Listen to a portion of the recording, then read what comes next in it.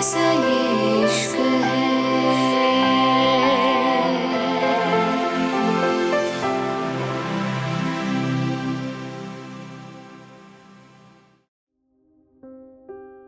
रिद्धिमान अलियाना के चेहरे को सहलाते हुए धीरे से बोला, गुड, अब लग रही हो ना। अलियाना, रिद्धिमान ओबरॉय। रिद्धिमान की बात सुन के अलियाना उसको धक्का देते हुए बोली, मैंने तुमसे पूछा मैं क्या लग रही हूं और तुम्हें अब लेट नहीं हो रहा। उसकी बात सुन के रिद्धिमान अलियाना की गर्दन पे हल्का सा लिक करते हुए बोला, नहीं, तुम्हारे साथ में पूरी रात बिता सकता हूं, मुझे लेट नहीं होगा। रिद्धिमान की हरकत पे अलियाना हैरान रह गई थी। वो गुस्से से बोली, क्या कर रहे हो तुम। रिद्धिमान आराम से बोला, अपनी बीवी को किस कर रहा हूं, कुछ गलत है। रिद्धिमान की बात सुन के अलियाना गुस्से से बोली, मुझे तुमसे कोई बात नहीं करनी। रिद्धिमान ओबरॉय और तुम्हें चलना है तो बताओ, वरना मैं अकेली चली जाऊंगी। अलियाना की बात पे रिद्धिमान आराम से बोला, अच्छा, तुम अकेली जाओगी? ठीक है, जाओ, मैं भी तो देखूं मेरी बीवी अकेली कैसे जाएगी। रिद्धिमान की बात सुन के अलियाना इस बार धीरे से बोली, प्लीज रिद्धिमान, चलो, तुम्हारे लिए ये इंपॉर्टेंट नहीं है, मेरे लिए बहुत इंपॉर्टेंट है। वो औरत मेरे डैड की प्रॉपर्टी पे अपना हक जता रही है, मैं हरगिज उसको ऐसा नहीं करने दूंगी। इतना कह के अलियाना रिद्धिमान से दूर हो गई थी। तभी रिद्धिमान उसका हाथ पकड़ते हुए बोला, और मैं पहले भी कह चुका हूं, ये लड़ाई हम दोनों की है और हम दोनों इस लड़ाई में जीत हासिल करेंगे, तो तुम अपनी बकवास बंद करो। इतना कह के रिद्धिमान ने अलियाना को देखा था। तभी रिद्धिमान उसका हाथ पकड़ते हुए बोला, चलो, हमें लेट हो रहा है। इतना कह के रिद्धिमान बाहर निकल गया था। दोनों बाहर आ गए थे जब शमिता पे दोनों की नजर पड़ी थी। शमिता सेरेन और युवान की नजर उतार रही थी। अलियाना को अब सेरेन से कुछ खास फर्क नहीं पड़ता था। वो भले ही उसकी बहन थी, लेकिन जैसे उसने अलियाना को बोला था, अलियाना को बिल्कुल पसंद नहीं था और अब वो सेरेन से जितना हो सके उतना दूर रहना चाहती। खासकर कुछ दिन जब तक वो समीरा को सबक नहीं सिखा देती थी, उसको अपनी बहन को वापस लाना था। लेकिन उसको ही सबक सीखा कि क्योंकि अलियाना सेरेन से बड़ी थी, लेकिन उसने सेरेन को बड़े वाली इज्जत नहीं थी। यही वजह थी अलियाना सेरेन को अब पसंद नहीं कर रही थी। शमिता को नजर उतारता देख रिद्धिमान धीरे से बोला, क्या हुआ, आप अपने फेवरेट बेटा बहू की नजर इतनी शिद्दत से क्यों उतार रही हैं? रिद्धिमान की बात सुन के शमिता बिना उसकी तरफ देखे बोली, क्योंकि मेरे बेटा बहू मुझे दादी बनाने वाले हैं और मेरी बहू मेरी सेरेन माँ बनने वाली है। इस पे मुझे खुश होना नहीं चाहिए? शमिता अलियाना को टोंट करते हुए बोली। तो रिद्धिमान अलियाना का हाथ पकड़ते हुए हंसते हुए बोला, मॉम, आपके प्यारे बेटा बहू का खुद बचपना खत्म नहीं हो रहा और वो एक बच्चा पालेंगे? रियली? ये तो सच में नजर उतारने वाली बात हो गई। रिद्धिमान ने इस खबर पे कोई खास रिएक्ट नहीं किया था। तभी अलियाना की नजर सेरेन पे पड़ी थी। उसको यकीन नहीं हो रहा था, जिसको वो अभी खुद बच्चा मान रही थी। वो एक बच्चे को जन्म देने वाली थी। सेरेन प्रेग्नेंट थी? अलियाना को सच में यकीन नहीं आ रहा था। उसको फर्क नहीं पड़ता था। शमिता उसको टोंट करते हुए बोली, खैर रिद्धिमान, तुम्हारी बीवी को तो मैं इस घर की बहू मानती भी नहीं हूँ, और वैसे भी जो औरत दूसरों का घर बर्बाद करती हो वो खुद माँ क्या बनेगी? शमिता की बात पे रिद्धिमान आराम से बोला, अलियाना को जब माँ बनना होगा ये फैसला मेरा होगा, आपका नहीं मॉम। आखिर अलियाना को मैं ही बनाऊंगा। रिद्धिमान की बात पे अलियाना को खांसी आ गई थी और वहीं शमिता हैरान थी। उसका इतना कम बोलने वाला बेटा आज उसके सामने इतनी बेशर्मी भरी बातें कर रहा था। अलियाना बार बार सेरेन को देख रही थी। कुछ तो था जो उसको अलग लग रहा था। शायद वो इस प्रेगनेंसी खुश नहीं थी। उसके और युवान के बीच जो हुआ था वो उसको पूरा तो नहीं, पर काफी हद तक पता था। और अभी सेरेन की उम्र नहीं थी वो एक बच्चे की जिम्मेदारी उठा पाए, और अभी तो उसकी प्रेगनेंसी की शुरुआत थी।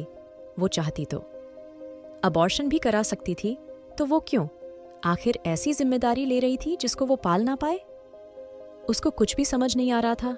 आखिर क्यों सेरेन ये सब कर रही थी? अलियाना को सोचता देख रिद्धिमान उसका हाथ पकड़ते हुए बोला, अपने दिमाग पे इतना जोर मत डालो। अलियाना डार्लिंग, और ये बेवकूफ़ी भरी चीज़ें मत सोचो। अबॉर्शन के बारे में कहना आसान होता है, लेकिन जो औरत प्रेग्नेंट होती है इस चीज़ की खुशी वो ही महसूस करती है रिद्धिमान की बात सुन के अलियाना धीरे से बोली, रिद्धिमान सेरेन की अभी उम्र ही क्या है? समीरा राठौर ने मेरी बहन से उसकी मासूमियत छीन ली है और इसकी सजा मैं उसको देके रहूंगी। अलियाना की बात सुन के रिद्धिमान धीरे से बोला, लेकिन इसमें सेरेन की भी गलती है, उसमें बचपना है, लेकिन वो बच्ची नहीं है। उसको इतनी होश थी, लेकिन उसने समीरा की बात सुन के अपनी जिंदगी बर्बाद करी। मेरे भाई की जिंदगी बर्बाद करी मैं अच्छे से जानता हूँ युवान क्या फील करता होगा, लेकिन वो कुछ कहता नहीं क्योंकि हर बार लड़की की गलती समझी जाती है, जबकि सेरेन ने सब किया है। और अब अगर वो इस प्रेगनेंसी को रखना चाहते हैं तो हम कौन होते हैं उन दोनों के बीच में बोलने वाले? रिद्धिमान की बात सुन के अलियाना धीरे से बोली, रिद्धिमान उसका हाथ पकड़ते हुए बोला, तो अब तुम्हें अपनी बहन की फिक्र हो रही है? रिद्धिमान की बात पे अलियाना धीरे से बोली, और मुझे उसकी फिक्र थी कब नहीं। कुछ वक्त के गुस्से में ये नहीं भूल जाऊंगी। रिद्धिमान वो मेरी बहन है और ये बात तुम भी अच्छे से जानते हो। इतना कह के अलियाना बाहर की तरफ चली गई थी और रिद्धिमान भी उसके पीछे था। उसको युवान और सेरेन से फर्क नहीं पड़ता था क्योंकि उन दोनों ने अपनी जिंदगी का फैसला खुद लिया था और अब आगे भी उसको ही बढ़ना था, जिसमें कोई उनकी मदद नहीं कर सकता था। यही सोच के रिद्धिमान भी चला गया था। रिद्धिमान ड्राइविंग सीट पे बैठते हुए बोला, क्या हुआ? अलियाना बिना उसकी तरफ देखे बोली, तुमने ये क्यों कहा? जब तुम चाहोगे मेरे बच्चे तब होंगे। रिद्धिमान गाड़ी की स्पीड बढ़ाते हुए बोला, तो तुम किससे एक्सपेक्ट कर रही हो?